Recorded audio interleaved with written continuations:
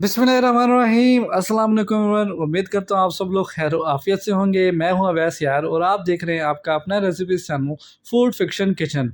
अल्लाह हम सबको वो कामयाबी दे जो तकब्बुर से पाक हो और वो हलाल रिस्क दे जिसमें हमारे लिए खैर व बरकत हो। आज जो रेसिपी हम आपके लिए लेके आए वो चस्के का चस्का और फ़ायदे का फ़ायदा। बहुत छोटी सी रेसिपी है। मिक्स सौंफ की रेसिपी लेकर हाजिर हो गए हैं। इसको मुखवास भी कहा जाता है। आपके एरिया में इसे क्या कहा जाता है या आप इसे क्या कहते हैं, कमेंट सेक्शन के अंदर ज़रूर बताइएगा। फटाफट से रेसिपी को स्टार्ट करते हैं। जिसके लिए हमने सौंफ ले ली है, 1 पाव सौंफ हमने ले ली है। अच्छा, इस रेसिपी में क्वांटिटी का कोई मसला नहीं है, आप कम या ज़्यादा आगे या पीछे जिस तरह से मर्ज़ी कर लें, कोई मसला नहीं है। लेकिन हमारी जो आजमाई हुई रेसिपी है, अगर इसी को फॉलो करेंगे तो इंशाल्लाह हमारे जैसा रिजल्ट आप पाएंगे। सौंफ को हमने इस तरह से नॉन स्टिक पैन के अंदर शामिल कर लिया है। अगर आपके पास नॉन स्टिक पैन नहीं है, सादा पैन है, तो बिल्कुल उसको भी यूज़ कर सकते हैं। तवे पे भी आप इसको बना सकते हैं, बड़ी आसानी के साथ ये रेसिपी बन जाएगी। इस तरह से सौंफ को जो है चम्मच के साथ हल्का हल्का हिलाते जाएं और इसको इस तरह से भूनना शुरू कर लें।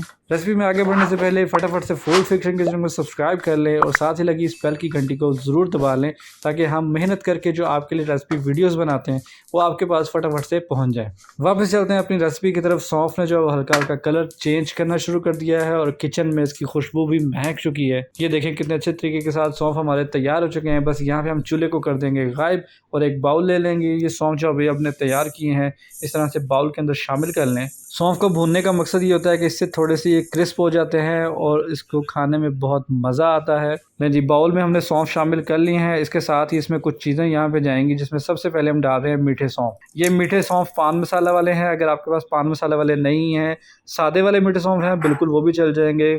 दूसरे नंबर पे जो चीज़ हम इसमें शामिल कर रहे हैं वो है बादाम। बादाम को इस तरह से काट लें और काटने के बाद इसमें शामिल कर लें। और तीसरे नंबर पे जो इसमें चीज़ जा रही है वो है नारियल। इस तरह से उसको भी छोटे छोटे पीसेस में काट लें और इसमें शामिल कर लें।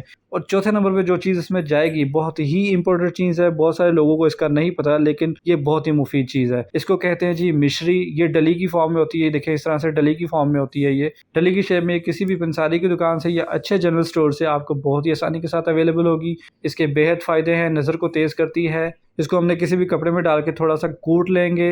ये देखें, इसको हमने दरदरा सा पीस लिया है, बिल्कुल पाउडर नहीं बनाना। इस तरह से इसको तैयार कर लें और ये मिश्री भी चली जाएगी हमारी सौंफ के अंदर।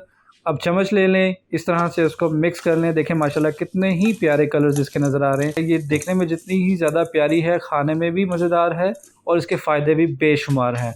नज़र के लिए बहुत मुफीद है। जिनकी नज़र कमज़ोर है वो ज़रूर इसको बना के इस्तेमाल करें, उनको बहुत फ़ायदा होगा। और आप घर में इसको बना के रख सकते हैं, नॉर्मल रूटीन में, डेली रूटीन में खाने के बाद इसको इस्तेमाल करें।